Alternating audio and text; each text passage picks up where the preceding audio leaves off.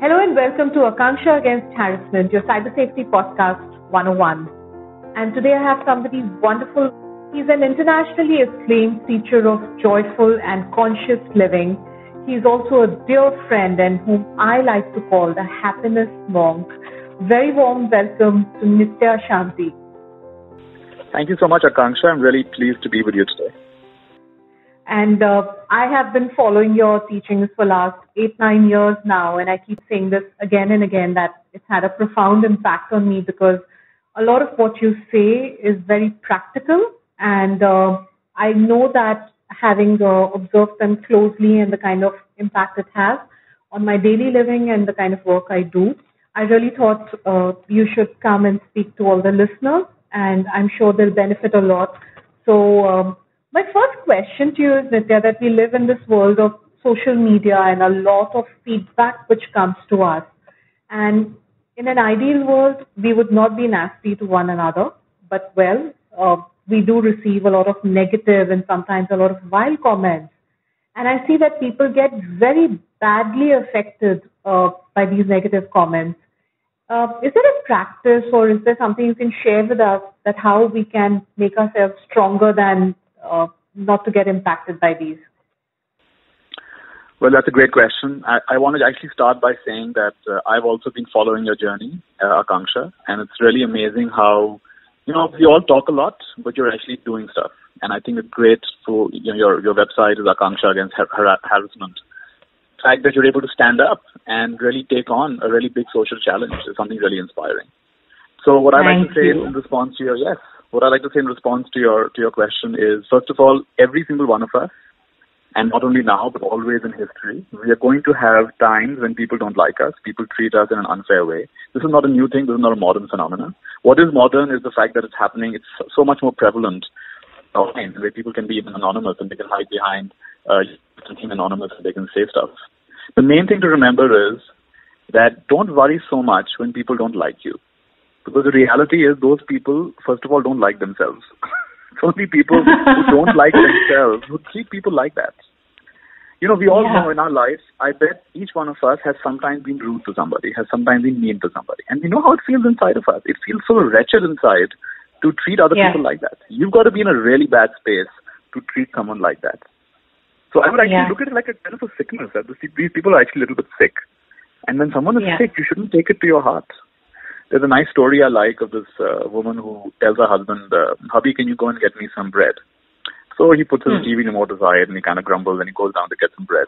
And he comes back a few minutes later and he's really upset and angry. And the wife says, what happened? And where's my bread? He thinks, forget about your bread. When I went down, this man began abusing me. This man began calling me all these unfair things. And I was so upset. I don't even know this person. And I just came back.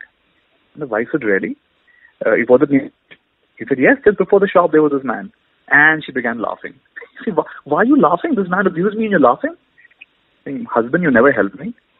Outside that shop lives a deranged man. He does that to everybody. He abuses them, he makes fun of them, and he says unfair things to them. Because people know this is an insane man.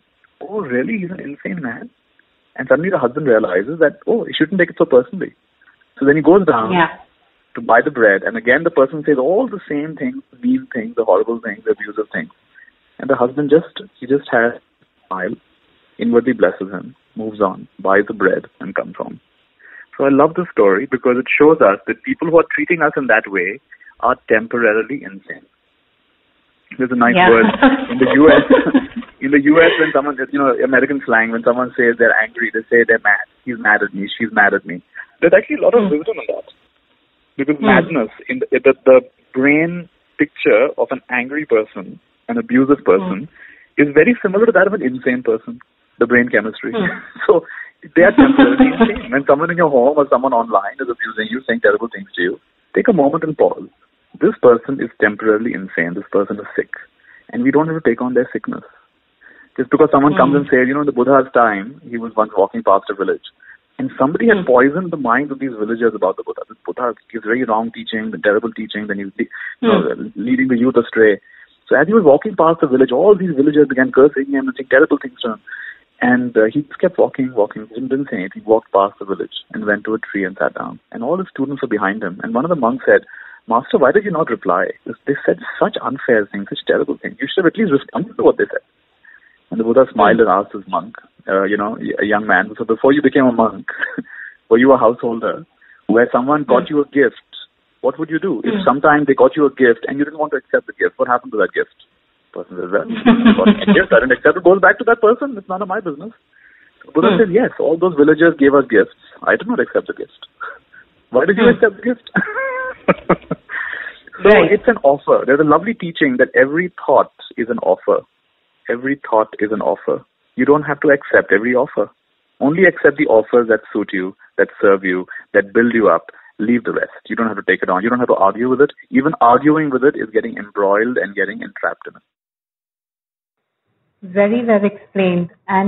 But Nithya, I have one disturbing incident which has been on my mind, and I need your advice on that for everyone who's listening in, especially parents who are listening in. So a few days ago, I read this news where a 9-year-old kid committed suicide because the kids in the school were bullying him and he couldn't handle it. So what I want to ask you is, what is it that the parents can do on a daily basis and teach their children how to handle this kind of pressure? Because these kind of incidents are increasing every single day. I hear you, yes. And that really is disturbing when in our society that we have such young children taking their lives. And what it means is that we inadvertently, we don't realize we're doing this, but we tend to focus more on what's wrong. For example, you will have many newspaper reports about bullying and about, like children committing suicide. But we have very few reports on the wonderful teachers who are doing great work at controlling the bullying and bullying. Like, for example, I read a research article, found that if you bring a rabbit into a classroom and you make children pet the rabbit and, hold the rabbit, and, rabbits are very delicate creatures. You've got to hold them the right way. If you hold them too tight, they'll jump out of your hand. So you've got to hold them the right way, and they're so soft and they're so cuddly. And as the whole class interacts with the rabbit, what starts happening is a kind of empathy comes up, a kind of care for this living being comes up. And they found that in these classrooms, as they discussed how does the rabbit like being held, what does the rabbit like being fed, empathy came up, bullying went down. How fascinating. Now, why is our news channels not reporting these kinds of things? We're always reporting all that's going wrong in our society. We don't report all the amazing things, whether it's art therapy, whether it's nice conversations children are having in certain classrooms. So as a society, we also need to focus on what's right as opposed to always what's wrong. And as a family, you asked about parents. As parents, what we can do is, if we create an atmosphere at home where we are reflective, where we are using the power of Sankalp Shakti, this is called power of intention. So you wake up in the morning, the whole family, maybe you can say, okay, it's going to be a great day. Let's imagine a really beautiful day. And everyone imagine what will the day be like. I'll meet my friends today. We'll laugh a lot today. We'll come and read a nice book when we come home. We'll do something together as a family. And as we put those thoughts out there, it's going to be a really lovely day. It's going to be an amazing day. Yatha drishti, tatha shrishti. What you focus on expands. If you focus on the best parts of your day, it tends to happen like that. So I share a principle called, infinite blessings or good wishes. You wake up in the morning and just send infinite blessings to good wishes to your teachers, to your friends, to your relatives. And like this, and especially when someone has an exam or a test coming up, right? Everyone says, okay, lots of blessings to you. You're going to have a really good exam today, really good test today. This really builds up the child from the inside. So as a society, we are very externally focused. We're very focused on what goes wrong. And we don't focus enough on inner reserves and inner ways of looking at things and all that can go right. And as we start doing that, you will see less and less incidents like this. Absolutely. And that's also one of the key reasons why I work so closely with the authorities and all the wonderful work which they're doing. I'm trying my best to highlight those works because people need to read the good stories. Exactly. We need to share more good stories. And so coming back to the temporarily insane lot for a few minutes, focusing on them, there are people who are abusing and they're really vile and they think they can get away because everything, handles are anonymous, which is not really true. But anyways, I want to ask you, what really happens to us?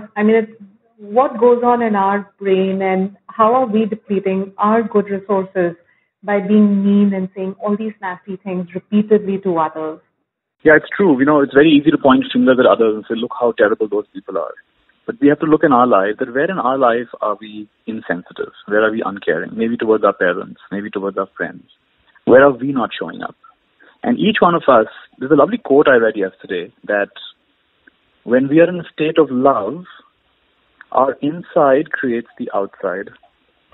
And when we are in a state of fear, the outside creates the inside. What a lovely quote.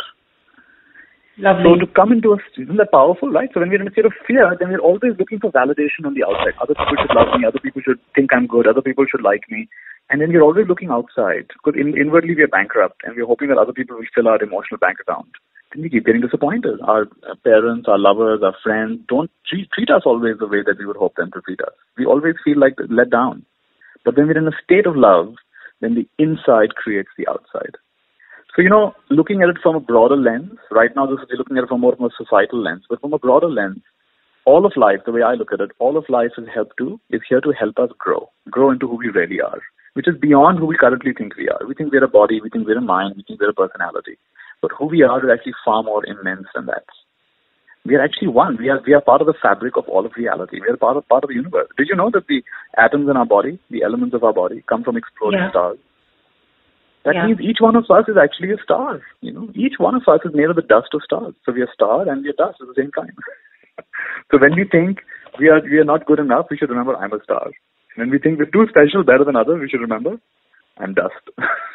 And like this, we balance our minds and we're able to work through things. How wonderful. And I always call you the happiness monk because that's what you really teach across the world. And, the wonderful thing is that, I've learned all these little simple practices, which every day, whether it's the 7 seconds of, gratitude or whether it's the power of love and all of these. So as we wind this up, I wanted you to share a very simple practice with everyone who's listening in, which they can practice early in the morning before they even look at their social media or any online account, and remind themselves that they are enough and they don't need anyone else to tell them how worthy they are. And all this is just virtual world. It really shouldn't matter. Yeah, there are so many wonderful practices each morning. One of the simplest possible practices is to just wake up and say, I choose to make this the happiest day of my life. You say that 3 times. I choose to make this the happiest day of my life. I choose to make this the happiest day of my life. This is going to be the best day of my life. And no matter what other people think and say, that doesn't matter. I'm choosing to make it the happiest day of my life. This is taking responsibility for your own happiness. Instead of hoping today everything will go right, I'll get green signals in the traffic and everyone will treat me nicely. It's not going to happen. That's not the way life works. Life is here to remind you you're a creator. You're not a victim. You're a creator. So that's one of the simplest practices, to make a sankalpa like that. Or put it in your own words. If the word that I use is not appropriate, find your own words of power. How wonderful. Fantastic. And thank you so much. This was really interesting, and I'm pretty sure it's going to help everyone who's listening in. And I hope that once we have the questions and once we have the feedback, I'm going to come back, and I hope you'll make some time again and Why not? address those questions. And thank you so very much for everything you do and for all the lives you touch, and it matters to all of us. Thanks a lot for your time, Nithya. The secret of happiness is spreading happiness. So when you see somebody else getting bullied online, they should stand up for that person. And we should all support each other. And we should make it clear that this kind of behavior is not done, this kind of behavior is not allowed. Just like in public spaces, we don't expose ourselves, we don't see in public. Maybe some people do, but they have to do it in a place where nobody's watching. Create an atmosphere as well, that this is not okay. On my Facebook page, I do have people who disagree with me, and I really welcome that, because in life, people are going to disagree. But I create the line and I say, let's do it respectfully. The moment it gets abusive, the moment it gets, very speaking in ways that you would never speak in front of the other person, that's where I draw the line. And that's where I stand with. That this is not acceptable. Let us disagree respectfully. We are totally welcome to disagree. And with that attitude, we create a very sane and healthy society. Absolutely. And this is something I agree with as well. And I tell everyone that, feedback and criticism is fine. But the moment you find that someone is being nasty, you don't even owe an explanation. You're allowed to block. You're allowed to walk away. You don't need to indulge. So wonderful, Nithya, and I hope I'll speak to you very soon on this topic again, and we will be able to share some more knowledge. Thanks a lot for your time. And lots of love to all the listeners. Thank you. And for everyone listening in, if you have any specific question which you want to ask, you can even email me on helloakancha@gmail.com, or you can even tweet to me at AKANCHAS. Until then, be nice to everyone and stay aware stay safe. Thank you.